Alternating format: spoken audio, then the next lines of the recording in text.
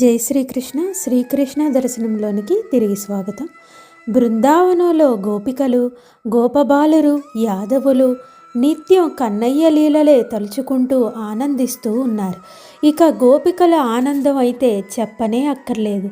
ఎన్ని యుగాలుగా ఈ నిరీక్షణ, గోపికల విరహం, కన్నయ్య ప్రేమతత్వం అక్కడి గాలిలో ప్రతిబింబించి ఒక గొప్ప అనుభూతిని కలిగిస్తూ ఉన్నాయి. ఇటువంటి దివ్యానుభూతిని పొందుతున్న అక్కడి సకల జీవులు ఎంత అదృష్టం చేసుకున్నాయో కదా. ఆ దివ్య వైభవం, దివ్య తేజస్సు అక్కడి భూమిలో ప్రతి చెట్టులో, ప్రతి రాయిలో, ప్రతి ధూళిలో నిక్షిప్తమై ప్రకాశిస్తూ ఉంది. ఆ తత్వాన్ని, కృష్ణతత్వాన్ని పూర్తిగా తెలుసుకున్న వారికి ఆ దివ్యమైన అనుభూతి ఇప్పటికీ కలుగుతూ ఉంటుంది. బృందావనంలో కృష్ణయ్య చేస్తున్న లీలలు, కృష్ణయ్య చిలిపి చేష్టలు, అద్భుతాలు, దివ్యమైన వేణుగాన నాదం చూసి దేవతలు ఎంతో సంతోషిస్తూ ఉన్నారు. బ్రహ్మదేవుడు, మహేశ్వరుడు, శ్రీమన్నారాయణులు వారు కృష్ణయ్యగా భూలోకంలో అవతరించి చేస్తున్న అనేక లీలలు చూసి ఎంతో ముచ్చట పడుతూ ఉన్నారు. కేవలం ధర్మస్థాపన కోసమే భూమి మీదకి వచ్చాడా ఈ నారాయణుడు, లేక ఇంకా ఏదైనా విశేష పరమార్థం ఉందా అని దేవతలు అనుకుంటూ ఉన్నారు. నారాయణుడు ఎన్నో అవతారాలు ధరించాడు, దేనికదే ప్రత్యేకం. కానీ ఈ కృష్ణావతారం చాలా విశిష్టంగా ఉంది. దుష్టులను శిక్షించడానికి, శిష్టులను రక్షించడానికి మాత్రమే కాదు, ఎన్నో యుగాల నుండి తన కోసం ఎదురు చూస్తూ ఉన్న మహాపురుషులను ఆనందింపచేయడానికి నారాయణుడు ఈ కృష్ణావతారం ఎత్తినట్లు దేవతలు గ్రహించారు. బృందావనంలో గోపికలను మురిపించడం, ఆడించడం, సరస సల్లాపాలు ఆడడం, అప్పుడప్పుడు వారికి కొంచెం కోపం తెప్పించడం, ఇంతలోపే వారిని బుజ్జగించడం, ఇవన్నీ బాహ్యానికి కనబడుతున్న చేష్టలు. అయినప్పటికీ వీటన్నిటి వెనక ఆయా జీవుల ఆత్మ ఉద్దేశం గ్రహించి కన్నయ్య వారికి అవి అనుగ్రహిస్తూ ఉన్నారు. ఇక్కడ శరీర స్పృహ లేదు, శరీర కోరికలు లేవు. కన్నయ్య వారందరి ఆత్మలకు కావలసిన అమిత ఆనందాన్ని తన లీలలతో అనుగ్రహిస్తూ ఉన్నాడు. ఏ జీవికి ఏది ఇస్తే ఆనందం లభిస్తుందో, ఏ జీవుడు ఏ విధంగా అద్భుత అనుభూతికి లోనవుతాడో కన్నయ్య ఆ విధంగా వారందరినీ ఆ విధంగా అనుగ్రహిస్తూ ఉన్నాడు. ఎవరికి ఏది ఎప్పుడు కావాలో ఆ కన్నయ్యకు తప్ప మరి ఎవరికి తెలుసు. ఒకనాడు బ్రహ్మదేవునికి ఒక చిన్న ఆలోచన వచ్చింది. అది కూడా విష్ణుమాయ చేతనే, కృష్ణమాయ చేతనే. బ్రహ్మ అనుకుంటాడు, ఈ నారాయణుడు ఇలా కన్నయ్యలా జన్మించి ఇన్ని లీలలు చేస్తున్నాడు, ఇంత పెద్ద రాక్షసులను సునాయాసంగా మట్టుబెట్టాడు, మానవ జన్మ తీసుకొని ఇన్ని అద్భుతాలు చేస్తున్నాడు. నేను కన్నయ్యకు ఒక చిన్న పరీక్ష పెడతాను, ఏం చేస్తాడో చూస్తాను అనుకున్నాడు. మనస్సులో అలా ఆలోచన రాగానే కింద బృందావనంలో కన్నయ్య, గోపబాలురు లేగదూడల్ని చూశాడు. కన్నయ్య, గోపబాలురు కలిసి ఏదో ఆడుకుంటూ ఉన్నారు. దూడలు పచ్చిగడ్డి మేస్తున్నాయి. అయితే మనసులో ఏదో ఆలోచన మెరిసి బ్రహ్మదేవుడు ఆ దూడలన్నిటినీ క్షణంలో మాయం చేశాడు. సాయంత్రం అయింది. గోపబాలురకు దూడలు కనబడలేదు. వారంతా ఎంతో గాబరా పడ్డారు. కన్నయ్యతో మొరపెట్టుకున్నారు. అప్పటిదాకా అక్కడ ఉన్న దూడలన్నీ ఎక్కడికి వెళ్ళిపోయాయి అని ఎంతో కంగారు పడ్డారు. కన్నయ్యతో మొరపెట్టుకున్నారు. కన్నయ్య ఒక్క క్షణం కళ్ళు మూసుకున్నాడు. జరిగినది అర్థమైంది. బ్రహ్మగారి ముచ్చటకు చిరునవ్వు వచ్చింది. సరే, నీ ముచ్చట తీరుస్తానులే అని అనుకున్నాడు. గోపబాలురితో మీరేమీ భయపడవద్దు, అవిగో ఆ దూడలన్నీ బహుశా దూరంగా వెళ్ళి గడ్డి తింటూ ఉండి ఉంటాయి, కాసేపట్లో వస్తాయి, ఏమీ బెంగపడవద్దు అని అన్నాడు. నేను వెతికి తీసుకువస్తాను, మీరందరూ ఇక్కడే ఉండండి అని దూరంగా వెళ్ళాడు. కన్నయ్యకు బ్రహ్మముచ్చట ఇంకా బాగా తీర్చాలనిపించింది. కాసేపు అటూ ఇటూ తిరిగి వచ్చాడు. తిరిగి వచ్చేసరికి గోపబాలురు కూడా లేరు. అంతే, కన్నయ్య తానే గోపబాలురుగా, దూడలుగా మారిపోయాడు. అన్ని రూపాలు తానే ధరించాడు. అది కూడా ఏ ఏ గోపబాలురు ఎలా ఉన్నారో, ఏ ఏ రంగు వస్త్రాలు ధరించి ఉన్నారో, ఏ విధంగా మాట్లాడుకుంటారో ఏ విధంగా నడుస్తూ ఉంటారో, ఏ విధంగా నవ్వుకుంటారో, ఇలా అన్ని విధాలుగా తాను మారిపోయాడు. అలాగే దూడలు కూడా ఇంతకు ముందు అక్కడ ఉన్న అన్ని దూడల రూపం ధరించాడు. అలా కన్నయ్య అందరి గోపబాలురు అందరి రూపాలు ధరించి సాయంత్రానికి ఇళ్లకు చేరుకున్నాడు. గోపకాంతులందరూ తమ పిల్లలతో ఆ రోజు ఏదో ఒక తేజస్సును చూశారు, కానీ వారికి అర్థం కాలేదు. వారిలో కొందరు ఆ పిల్లవాళ్లను అడిగారు, ఏం నాయనా, ఏం తిన్నావు నువ్వు? కన్నయ్య నిన్ను ఏమాయ చేశాడు?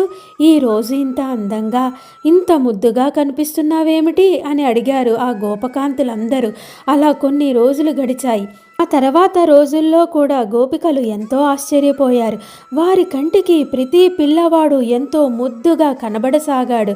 మరి వారందరూ ఎవరు? కన్నయ్య రూపాలే.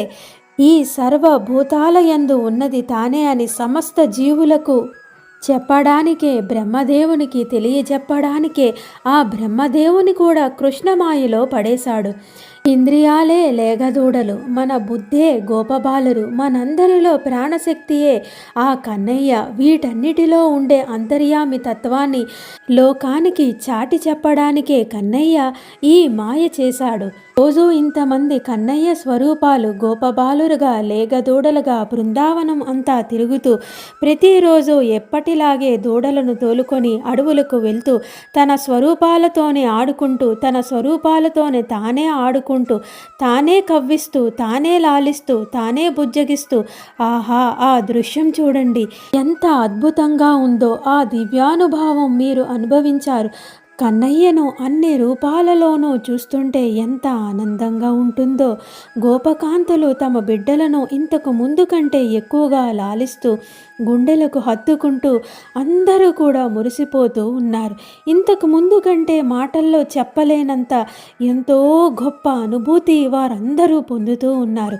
వారి మనస్సుకు ఇదంతా అర్థం కావడం లేదు, కానీ వారి ఆత్మలు ఎంతో దివ్యమైన ఆనందాన్ని పొందుతూ ఉన్నాయి. కన్నయ్య ఈ విధంగా అందరిలోనూ తానే ఉండి వారి వారి మోహాలను, తన పట్ల గల ఆకర్షణను, ఆరాధనను ఆ విధంగా తీరుస్తున్నాడు. ఆహా, ఎంత ప్రేమ స్వరూపుడువయ్యా కృష్ణయ్య, ఎంత అద్భుత ఆనందమూర్తివయ్యా కృష్ణ. నీ కోసం ఈ యోగులు అందరూ అనుభవిస్తున్న విరహాన్ని నీ స్పర్శతో ఇలా తీర్చావా? నీ లీలలు అద్భుతం కదా తండ్రి. కేవలం నీ తత్వం గ్రహించడం వలనే ఎంత ఆనందం కలుగుతుందో. ఇలా 1 సంవత్సరం గడిచింది. గోకులంలో అందరికీ ఇది ఒక అద్భుత కళ. ఎప్పటికీ వారి ఆత్మలకు మరిచిపోలేని ఆనందమైన కాలం. ఒకనాడు బ్రహ్మదేవుడు కింద ఏం జరుగుతుందో అని చూశాడు. తాను దాచిన గోపబాలురు దూడలు ఏమయ్యాయో చూద్దాం అనుకున్నాడు. భూలోకంలో అంతా ఈ సంవత్సరం ఎంత తల్లడిల్లుతుందో చూద్దాం అనుకున్నాడు. కానీ గోకులం వైపు చూసి బ్రహ్మదేవునికి నోట మాట రాలేదు. అక్కడ కన్నయ్య, గోపబాలురు అలా మందలుగా చక్కగా ఆడుకుంటూ ఉన్నారు. మరి తాను మాయ చేసి ఎక్కడో గుహలో దాచిన వారందరూ ఎలా ఉన్నారో అని చూశారు. గుహలో గోపబాలురు, లేగదూడలు అన్నీ నిద్రపోతూ ఉన్నాయి. మరి ఇక్కడ గోకులంలో ఇవన్నీ చక్కగా తిరుగుతూ ఉన్నాయి. నేను మాయ చేసినవన్నీ ఇక్కడ కూడా కనబడుతున్నాయే. ఇదంతా కన్నయ్య లీల తప్ప మరొకటి కాదు అని అర్థమైంది బ్రహ్మదేవునుకు. కృష్ణయ్య వీళ్ళందరినీ అలాగే సృష్టించి, అది కూడా గోకులంలో ఎవరికి ఏమాత్రం అనుమానం రాకుండా సంవత్సరం పాటు యథావిధిగా అన్నీ నడిచాయి. కృష్ణ, నీ మాయ నన్ను కూడా కప్పి ఎంత పని చేశాను. నువ్వు మామూలు మానవునిగా భ్రమపడ్డాను. నా భ్రమను తొలగించావు తండ్రి అన్నాడు.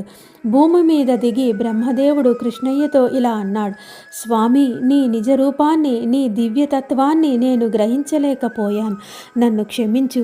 ఈ సృష్టిలో ఉన్న జీవకోటి మొత్తంలో అంతర్యామి స్వరూపంలో ఉండేది నీవే కదా. నీ మాయ చేత ఈ విషయం నేను గ్రహించలేకపోయాను. నీ గర్భంలోని అనేక బ్రహ్మాండాలలో ఒక బ్రహ్మాండానికి మాత్రమే బ్రహ్మను నేను. అది కూడా నీయందే ఉండేవాడిని. నాకు కారణభూతుడువు కూడా నీవే. నీ మాయ చేత నేను కూడా సత్యం గ్రహించలేకపోయాను. క్షమించు స్వామి అని పరిపరి విధాలుగా వేడుకున్నాడు. అప్పుడు కన్నయ్య, బ్రహ్మదేవా, అలా చింతించకు.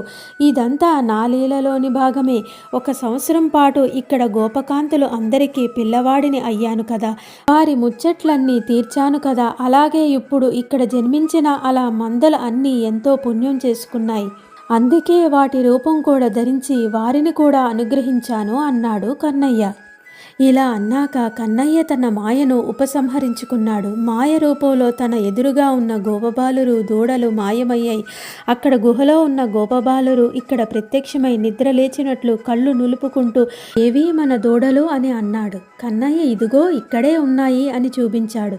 ఈ దూడలన్నీ మళ్ళీ వచ్చాయి. ఆ గోపబాలురకు తాము ఆ సంవత్సర కాలం మాయ నిద్రలోనికి వెళ్ళిపోయినట్లు ఏమీ తెలియదు. ఇదంతా ఇప్పుడే జరిగినట్లుగా వారికి తోస్తుంది. కన్నయ్య దూడలను వెతకడానికి వెళ్ళాడు, ఇదిగో ఇప్పుడే వచ్చాడు అని వారందరూ అనుకుంటున్నారు. కన్నయ్య లీలలు ఎంత అద్భుతం కదా. కన్నయ్య లీలలు ఎన్ని చదివినా, ఎన్ని విన్నా, ఎన్నిసార్లు చదివినా, ఎన్నిసార్లు తెలుసుకున్నా అవన్నీ కూడా మనసులోని ఆ శాంతిని అంతా తొలగిపోయి మనస్సు ఆనందంతో నిండిపోతుంది. ఆ కరుణామూర్తి లీలలు అంత మధురంగా ఉంటాయి. మరి శ్రీకృష్ణ. మరికొన్ని విషయాలు మరొక భాగంలో తెలుసుకుందాం.